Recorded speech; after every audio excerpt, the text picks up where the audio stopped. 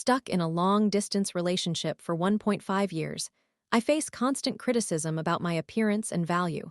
His jokes and emotional games leave me confused, as I wonder if he truly cares or if I am just not good enough for him. Should I stay or walk away? I am a 25-year-old female who has been in a long-distance relationship with a 23-year-old male for the past 1.5 years. He was very sweet and caring in the beginning, and I communicated with him for a significant amount of time before entering a relationship. However, I believe his behavior has changed compared to how it was during the talking stage and the first few months of our relationship. He claims to be a fault finder, stating that it is simply part of his personality. Initially, he would only compliment my appearance, but over time, he began making comments about my facial features, nose, forehead, etc., and many other aspects. I have struggled with severe acne throughout my adolescence due to sensitive skin and genetic factors, so it could not be completely cured. Although I no longer have cystic acne all over my face, I still occasionally experience breakouts. Additionally, the skin on my body easily becomes inflamed after waxing. At first, he never mentioned anything about it. In fact, he used to love and support me despite these issues. However, he eventually started suggesting specific products to improve my skin. I have explained to him several times that this is not how things work, since I have undergone treatment throughout most of my life, but he becomes irritated and insists that I do not even want to try and that I lose hope too easily. He also made remarks about my facial features, suggesting that I need plastic surgery. When I expressed my frustration, he claimed it was merely a joke. I have a very cheerful and bubbly personality, and I get excited easily. Recently, we attended a concert together, and everything was fine until we began walking back. As we walked side by side with his arm around my neck, we approached a narrow space where only one of us could pass at a time. I was focused on our conversation and stood there for a moment before moving. He became annoyed, removed his arm, grabbed me from behind, and pushed me through the narrow space. Following this incident, he scolded me for being too foolish to stand there and not move immediately, which I do not believe was a valid reason to argue. For the next hour, he verbally abused me, questioning whether I was genuinely stupid or just pretending to be around him. He even mocked my enthusiastic personality, saying that I get too excited to see him and then act foolishly. He stated that I do not deserve anything he does for me, including the concert, which was my birthday gift from him. He continued to berate me for an entire hour while we walked back. I kept my head down and held back tears the entire time. When I needed to catch the train to return home, he tightly held onto my backpack from behind and forced me to jump onto the moving train. Despite my fear and the significant risk involved in such an action, anything could have gone wrong. We were already late and almost missed it. Just 2 weeks ago, he faked breaking up with me to teach me a lesson because he believed that would be the only way I would understand. He claimed that he had argued with me multiple times over a single issue, and since I did not seem to grasp it, he felt compelled to do this. At first, I thought he was just angry and did not take it seriously. However, the next day, he texted me in a dry manner and informed me it was final. I was heartbroken and broke down in tears, desperately trying to reach out to him. That afternoon, I video called him while crying uncontrollably, pleading for him to return. He laughed in my face and told me not to cry, assuring me that everything would be fine in 2 to 3 months and that I should just leave him. He was completely unemotional and unnecessarily cold. Each word impacted me deeply, and I kept wondering where all his love had gone. He is aware that I have experienced traumatic events in my past relationships, yet he exploited my greatest emotional vulnerability. He knows I become anxious, overthink everything, and can be inconsolable. Despite this, he manipulated my emotions. The very next day, he went on a 5-day trip with his friends, which they had been planning since the previous week. He barely responded to my texts or calls while I was a distraught mess, unable to eat, sleep, or work properly. When he returned, I decided to talk to him one last time because I was so hurt that I had finally resolved to end things. However, when I called him, he acted as if nothing had happened. I vented my frustrations and expressed how I felt during those days. After listening, he finally acknowledged how terribly he had treated me and admitted that he thought we would reconcile. He had only pretended to break up with me so I would realize my mistake. It was never genuine. He thought we would merely talk things over and resolve the issues. Although I was not in the right mindset, I still decided to give him another chance. There are additional issues that trouble me, and I have repeatedly asked him to address them. I always look forward to weekends because we are busy all week, and I anticipate spending time together. I typically plan for us to watch a movie, and he always promises to be there at a specific time.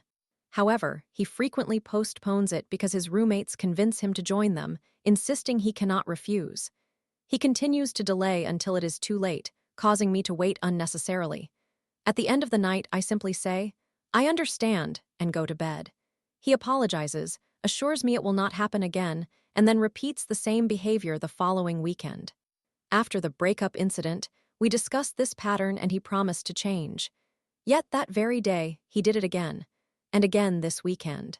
He has also mentioned on several occasions that if I do not start earning good money and move in with him soon, he might become attracted to someone else and leave me. He frequently tries to make me jealous by talking about other girls, even stating that he does not want to waste the best years of his life in a long-distance relationship and wants to be intimate with other girls. Later, he claims he is just joking and that he does it to motivate me to work harder, earn well, and move in with him. On the contrary, I have never belittled him or made negative remarks about his appearance or insecurities. He has acne scars and body dysmorphia, but I have always loved him for who he is, ensuring he feels comfortable in his own skin. I tell him he is the most perfect guy for me and that he does not need to change anything to feel good or deserving. However, he continuously criticizes me, mocks me when I express my struggles, and labels me weak whenever I attempt to discuss issues that upset me. He often states that he does not like weak people who complain all the time, which makes me feel that I cannot even share my problems with him. If I do, he becomes annoyed, argues with me, and accuses me of playing the victim instead of being strong. Honestly, I am quite confused. I love him and do not want to leave, but I am uncertain if he is good for me. Additionally, the mistake he wanted me to realize was that he believes I need to develop new skills to secure a better job. My current job is demanding and low-paying, but I must work hard throughout the week. Given my parents' declining health, I am unable to study every weekend. Sometimes, I need to take a break because I feel overwhelmed. He tells me I need to hurry, and when I explain my situation, he argues with me, mocks me, and claims I will never earn well or achieve anything in life because I am not trying hard enough. Furthermore, he has mentioned multiple times that other people's opinions of him matter significantly. He wants to be likable to everyone. He said he received considerable attention before developing acne, but that changed afterward, which is why he consistently seeks validation from others. He becomes upset when girls do not give him attention in general. When I inquire why he seeks attention from other girls when I have always appreciated and motivated him, he simply replies that it is because I am his girlfriend, so my words do not hold weight. He also becomes noticeably excited and happy whenever he discovers a girl is interested in him, as it satisfies his need for validation. I have always brushed it off, but I am not sure if it raises any concerns. Story 2. My work van mistaken for public transport. Woman refuses to leave, demands a ride. Hospital security and police are finally called to remove her, as I fear my client's appointment is compromised. How do you handle entitled strangers? I work in a state agency that provides long-term residential care for individuals with disabilities. I regularly transport the people I care for to various locations, during which I must remain with them, as they cannot be left alone. The vehicle we use for individuals who utilize wheelchairs essentially resembles a small shuttle bus. However, it does not have any signs that would typically be found on a public bus. When I'm out with my clients, people often inquire about how long it will be before we go to the next location, the cost of fares, and similar questions, even though I am not at a bus stop. I am either parking or, if parking does not allow me to deploy my wheelchair lift, I open it where I can. I secure the person in the wheelchair with the brakes on, where I can see them, and then move the van to park. Again, this is not at a bus stop. I always inform these individuals that this vehicle is not for public transport and that I cannot assist them. If they are polite, I may suggest whom or where they might contact for information, such as a dial-a-ride service, But if they are rude, I simply leave with the person I am accompanying. Occasionally, someone will walk up the stairs to enter the vehicle before I can stop them. Most leave once I explain the situation, but sometimes it is challenging to convince them otherwise. The specific incident I recall occurred last summer. I was transporting someone to see a doctor at the local hospital, not for an emergency, simply because the specialist's office was located in the hospital. The wheelchair-accessible parking near the entrance was completely full, and since the regular parking spaces would not allow me to use the wheelchair lift, which is located on the side of the vehicle, I did what I sometimes have to do in such circumstances.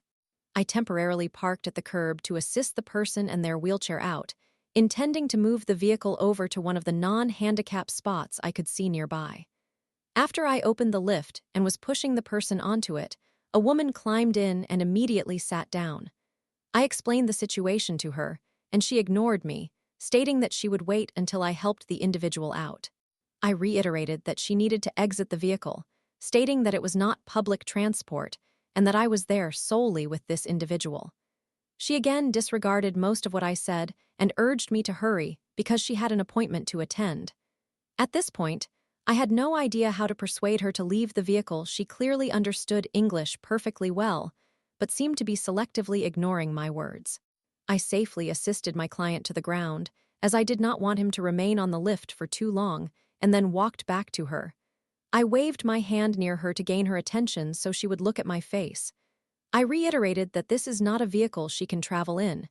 It is not a public shuttle of any kind, and she needs to exit. She gave me a look of pure dismissal and said, "Knock it off with the lies. I do not want to hear it. I do not care if your shift is almost over and you are trying to avoid taking another passenger to finish sooner or whatever your excuse is. The license plate indicates this is a government vehicle. You will just have to end your shift late. Hurry up so we can get to my appointment."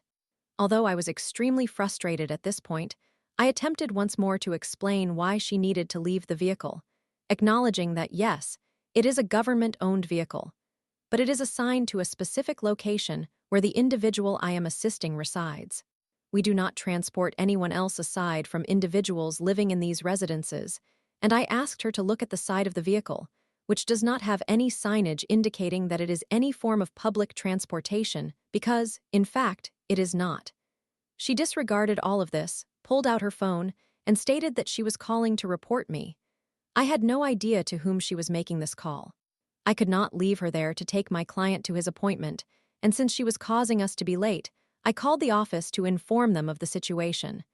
They were just as astonished as I was. They sent hospital security, who attempted to explain the situation to her and persuade her to leave. By this time, she had become quite belligerent, screaming and spitting as she made various threats about how she was going to report all of us. In short, the police ended up being called, and she was forcibly removed from the vehicle. I was indeed very late finishing my shift. Edit.